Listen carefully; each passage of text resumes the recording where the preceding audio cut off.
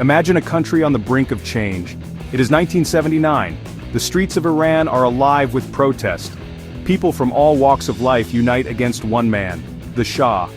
This is the story of the Iranian Revolution, a seismic event that reshaped Iran and sent shockwaves across the world. This revolution was not a spontaneous eruption. It had been simmering for years, fueled by deep-seated grievances. To understand this pivotal moment, we must first journey back to the years leading up to 1979.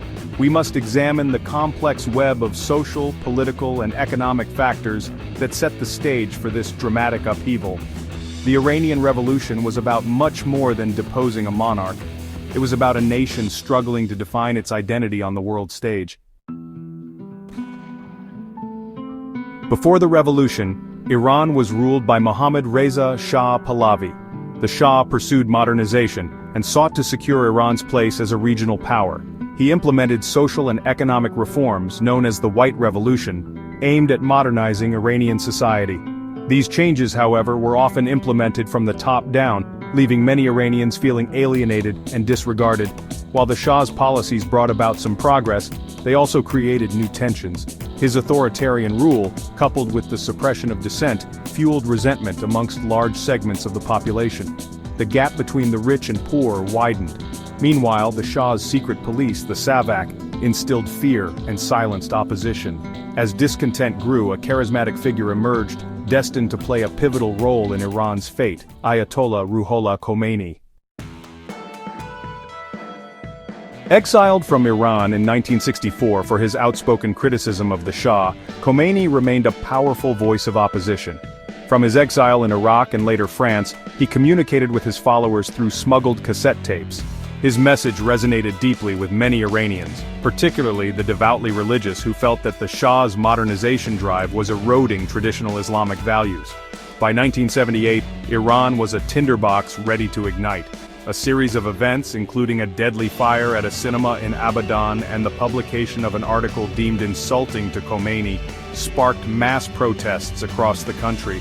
The demonstrations, initially focused on specific grievances, quickly escalated into a full-blown revolution against the Shah's regime. In January 1979, facing mounting pressure and widespread unrest, the Shah fled Iran.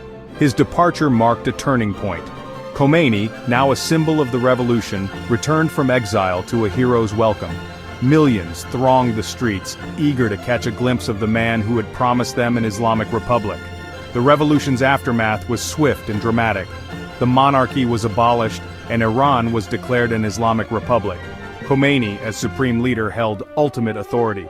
The new government implemented a strict interpretation of Islamic law, transforming Iranian society. Women were mandated to wear the hijab, alcohol was banned, and Western influence was purged from public life.